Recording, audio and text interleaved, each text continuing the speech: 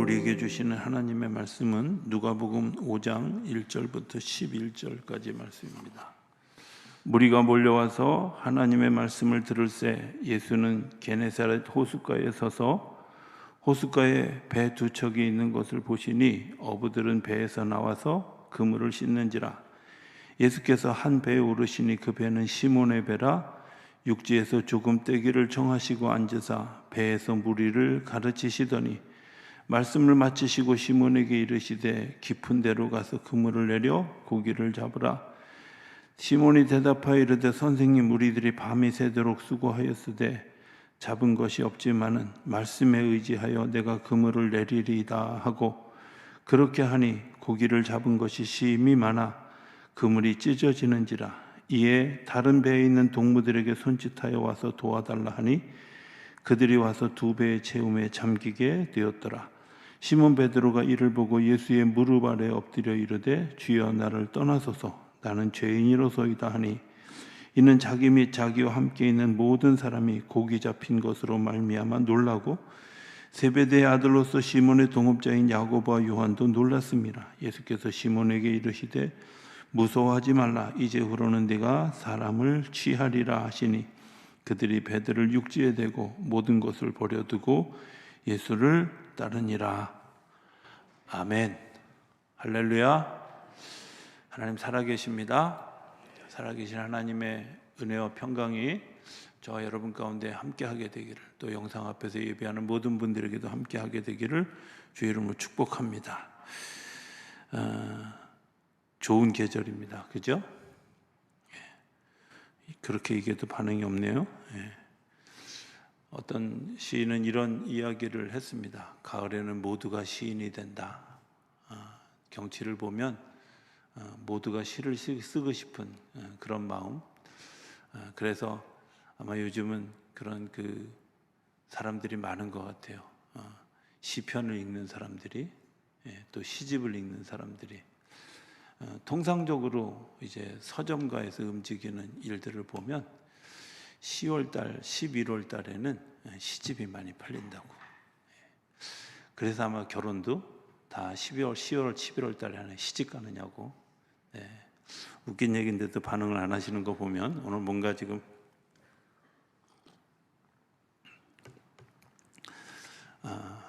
시편을 읽어가면서 시편 45절 5편 11절에 특별히 이런 이야기가 있는 것을 발견하게 되었어요. 하나님이 왕이시고 우리는 그 왕을 사모하는, 바꿔 얘기하면 주인이신 하나님, 그리고 나는 그 주인에게 주인과 더불어 기쁨을 누리는 종된 나, 신하된 나, 이런 표현을 읽으면서 이런 생각을 이제 하게 했습니다. 정말 사람이 행복한 것이 뭘까? 정말 기쁜 것이 뭘까? 이런 생각을 하게 되죠. 행복한 사람들의 조건에 대해서 어떤 철학자가 이런 이야기를 했습니다.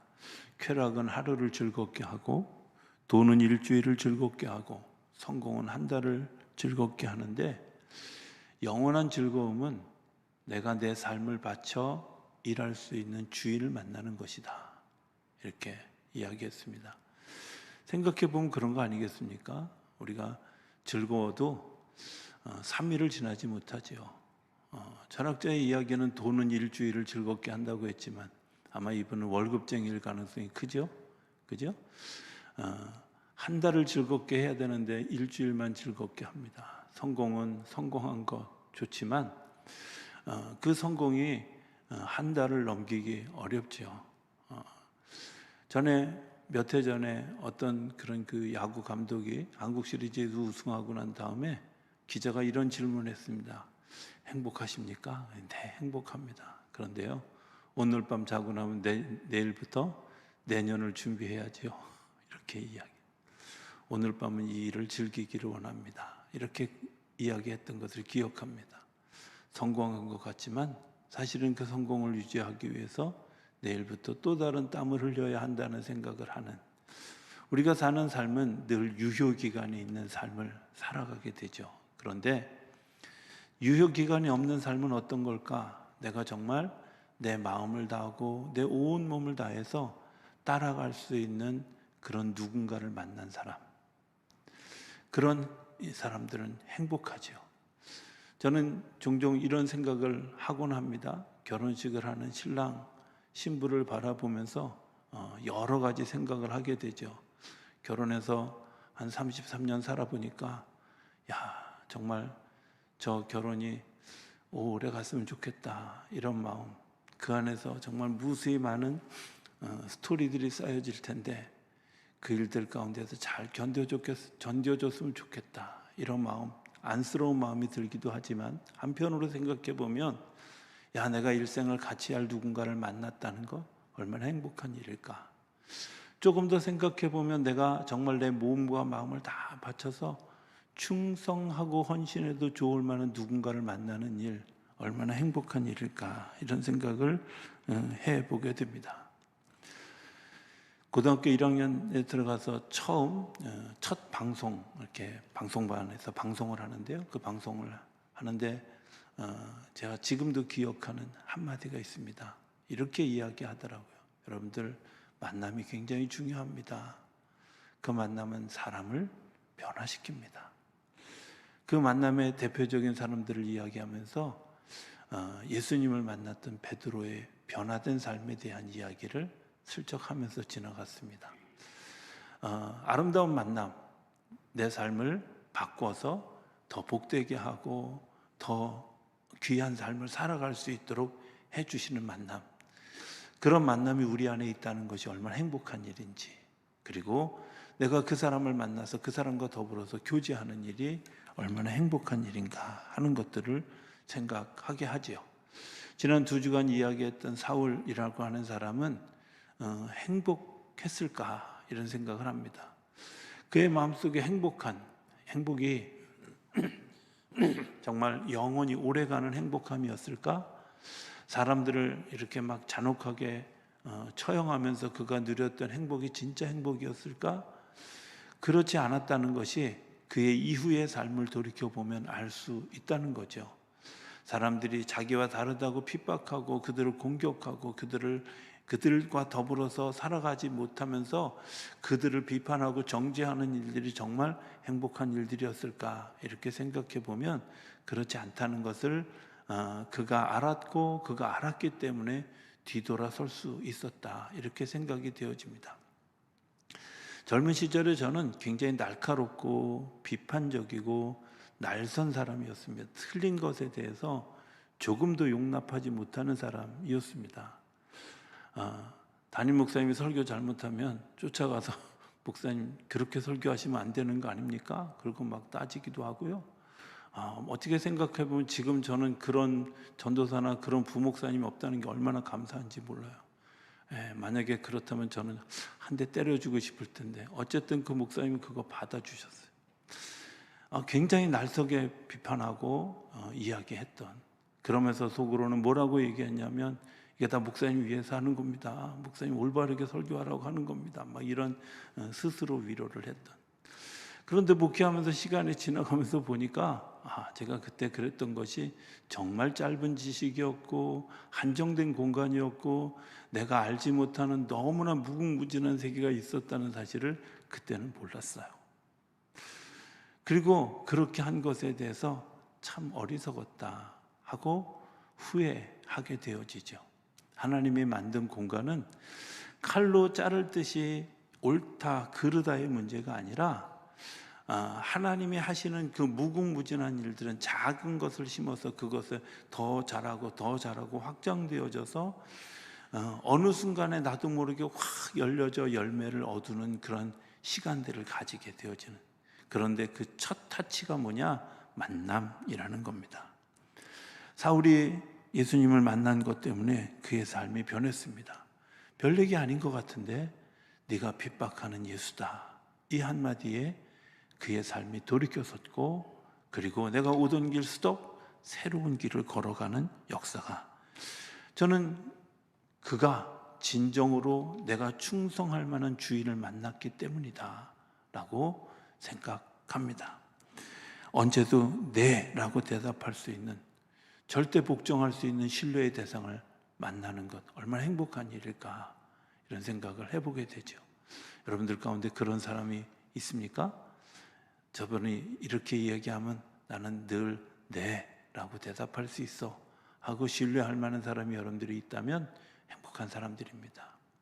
그런 대상이 여러분들에게 있다면 여러분들 정말 일생을 행복하게 살아갈 수 있는 아주 중요한 만남을 가진 분들이라고 생각이 되어집니다.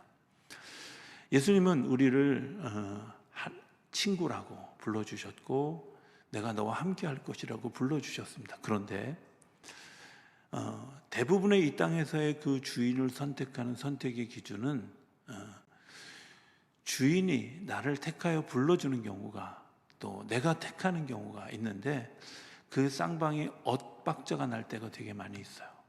그런데 주님은 늘 우리를 불러주셨고 그 선택은 내가 한다는 거예요.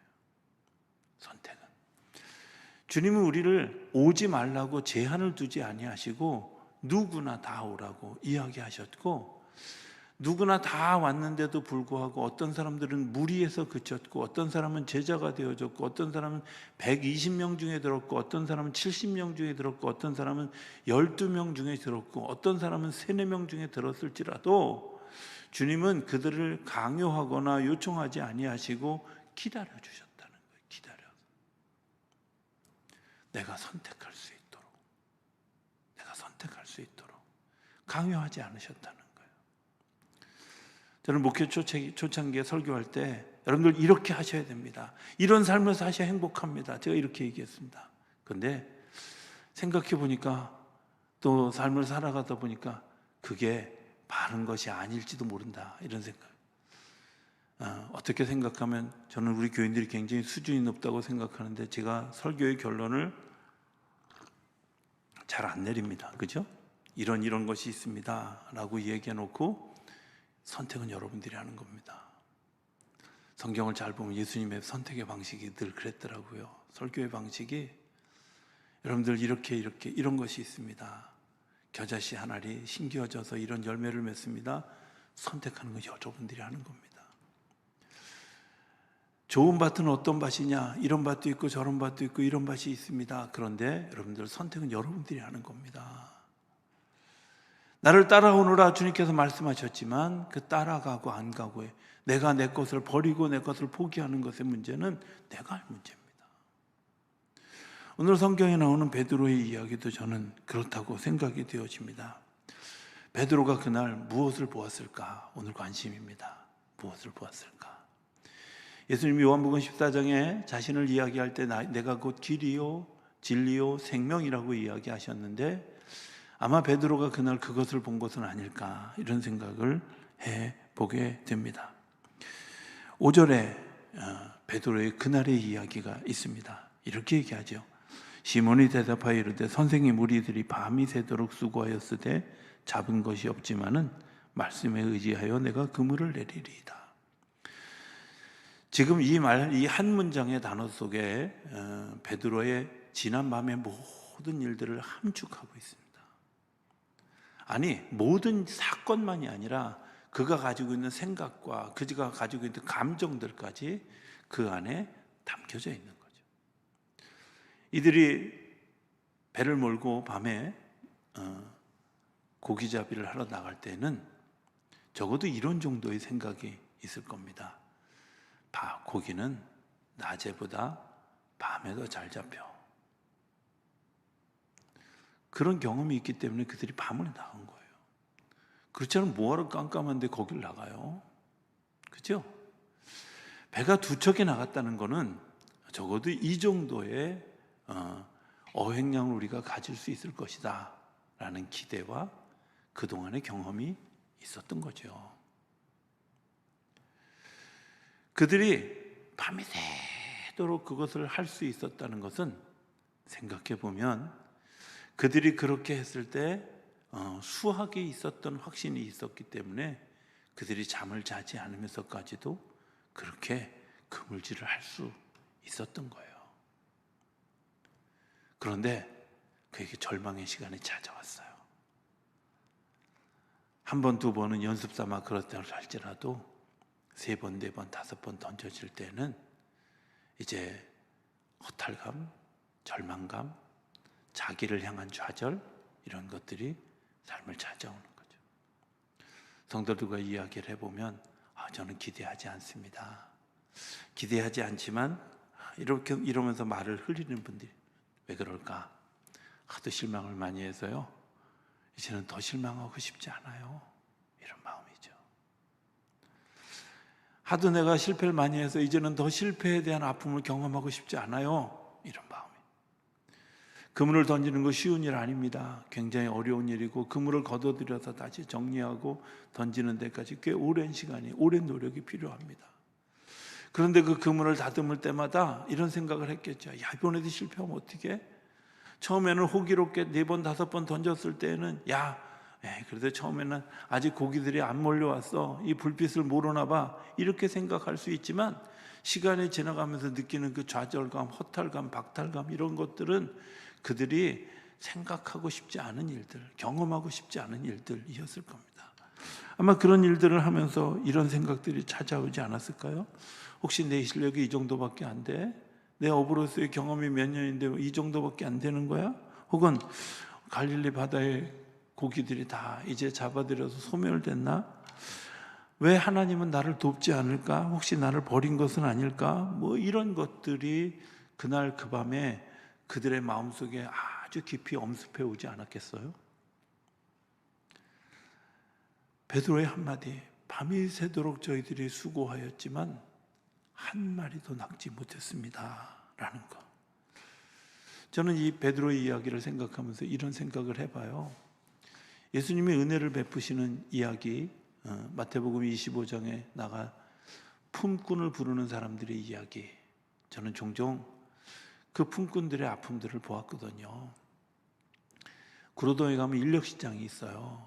그 인력시장에 정말 새벽에 새벽기도 끝나고 이제 몇 번 차량 운행하면서 나가 보니까 거기 사람들이 많아서 잠깐 평상시 러시아보다 더 많이 밀릴 정도로 사람들이 많아요. 승합차들이 와서 이분들을 8명, 6명 이렇게 가지고 막 태워서 다 가는데 뽑는 기준이 있잖아요. 건장하고 머리 좋고 이러면서 사람들을 다 뽑아가는데 문제는 낙오되어져 있는 사람들, 남겨진 사람들이에요. 저는 그분들이 이따금씩 그들이 느꼈을 고통, 아픔 이런 것들을 한번 곰곰하게 생각해 보게 돼요. 6시가 인력시장이 다 파해져서 이제 뒤에 오는 9시에 오는 10시에 오는 이런 사람들 때문에 그들이 쉽게 자리를 뜨지 못하고 한가롭게 앉아있는 것 같지만 그들이 좌절하고 절망한 모습으로 앉아서 오늘 생계는 어떻게 해야 될까 이런 거 고민하면서 주저앉아있는 그들의 모습을 이따금씩 보았어요. 그런데 그 포도원 품꾼의 비유에 보면 주인이 나가서 사람을 데려오고 다시 9시에 다시 12시에 다시 오후 5시까지도 예수님이 데리러 가서 1달란트를 주겠다. 여러분들 그들이 얼마나 큰 복음이었겠어요. 지금 베드로의 심정이 아마 그런 심정일까. 이제 안 되는구나. 오늘 나는 어떻게 해야 돼? 이제 이후로 우리는 어떻게 해야 돼? 이런 그 고민을 하고 있을 때 낯선 분이 찾아와서 말을 겁니다. 주님이 우리에게 찾아와서 말을 걸어주시는 때가 그때만이 아니지만 사실은 그때 그 시간 찾아오셔서 말씀해 주신 그 이야기가 내 귀에 들려지기 시작했습니다. 어떤 때 내가 좌절하고 내 자신감을 잃어버리고 내 스스로 아무것도 할 수 없다고 생각할 그때에 사실은 주님의 이야기가 귀에 들려지기 시작한 거예요.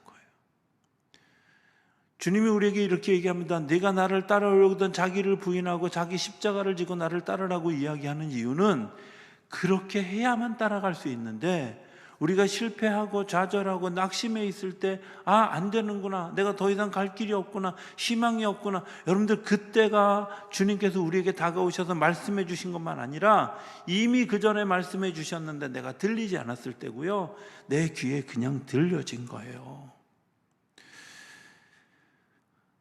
성경에 보면 요한복음에 보면 이미 베드로와 안드레는 예수님을 만났던 적이 있어요. 요한복음 1장 35절 40절에 보면 이들이 세례 요한의 제자였다는 것을 이야기하고 있어요.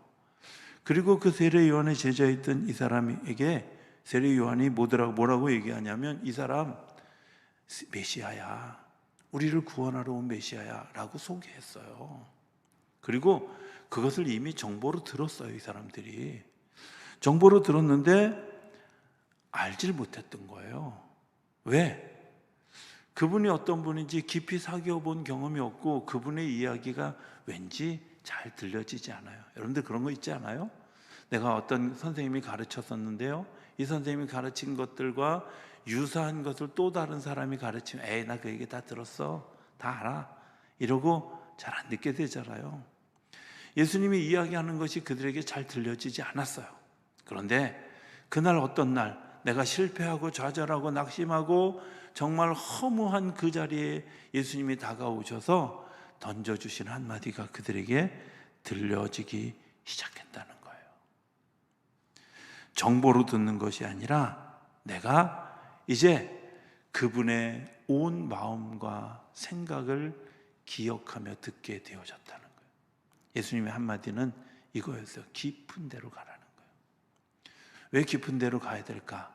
깊은 데는 내가 갈 수 있는 자리가 아니라 주님이 인도해 주셔야 갈 수 있는 자리예요. 누군가를 의지해야 갈 수 있는 자리예요. 내가 발이 닿는 곳에서 수영하는 건 누구든지 할 수 있어요. 수영을 할 줄 아는 사람이면. 그러나 사람의 몇 길 몸 깊이가 되는 곳, 더 깊은 곳으로 가야 되는 데는 뭔가 장치를 의지하지 않으면 들어갈 수 없어요. 또 물의 무게에 눌려서 더 깊은 곳으로 들어가는 곳에는 사람이 죽을 수밖에 없기 때문에 들어갈 수가 없어요. 거기에는 무언가 의지할 무언가가 있어야 돼요. 주님이 그들에게 깊은 데로 가라라고 말씀하시는 것에는 내가 너와 함께 갈 것이고 너에게 그 일을 도울 것이고, 이런 그동안의 세례 요한으로부터 배웠던 주님이 이야기하셨던 것을 마음에 확인하고 네, 그렇지요 하는 것을 확인하는 자리였다는 거예요. 지금까지 정보로 들었고 경험으로는 알고 있었는데 길을 찾기는 실패했지만 이제는 목마름으로 내가 그곳에 가겠습니다 라고 하는 거죠. 여러분들 이거 아세요? 사람들의 이야기, 그리고 사람들이 이야기하는 그런 많은 일들, 그 속에 길이 있지 않은 이유가 있습니다. 지난 주간에 오랫동안 교제하면서 서로 영적 교제를 나누는 목사님 한 분과 이렇게 긴 시간 이야기할 수 있는 시간이 있었습니다. 첫 목회지부터 같이 목회했기 때문에 한 30년 가까이 같이 기도하면서 또 영적인 교제를 나누는 목사님인데, 그날도 예외 없이 당신이 읽었던 그런 그 책에 대한 이야기를 하고 있었습니다. 굉장히 유명한 목사님인데 어느 날 이제 그 자기의 방향, 신앙의 방향의 노선을 살짝 바꿔서 더 풍성한 일이 되어졌다라는 이야기들이었습니다. 그런 이야기를 들으면서 제가 그 목사님에게 이런 이야기를 했습니다. 우리가 왜 엉뚱한 소리를 하고 잘 모르는 소리를 할까? 그것은 아직 산에 어떤 봉우리에도 올라본 경험이 없기 때문입니다. 왜?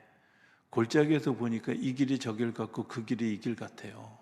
그래서 이 길도 맞는 것 같고 저 길도 맞는 것 같은데 어떤 길은 가면 불안할 것 같고 안 될 것 같은데, 그런데요, 한 봉우리 끝에 올라가 보면 다른 봉우리들이 보이고 이 봉우리에 올라오면서 겪었던 하나님의 경험들이 이 다른 봉우리를 바라보는 소망을 보게 해요.